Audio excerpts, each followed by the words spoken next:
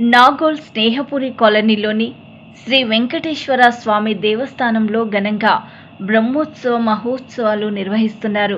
ఈ సందర్భంగా ఆలయ ధర్మకర్తల మండలి మాట్లాడుతూ 5 రోజుల బ్రహ్మోత్సవాలలో భాగంగా 3వ రోజు యాగశాల ద్వారా తోరణార్చన, చతుస్థానార్చన, హోమము, బలిహరణ, తీర్థప్రసాద గోష్ఠి, శ్రీవారి కళ్యాణం అనంతరం అన్నప్రసాద వితరణ, సాయంత్రం కాలనీ పురవీధుల్లో ఊరేగింపు కార్యక్రమం ఎంతో ఘనంగా నిర్వహించారు.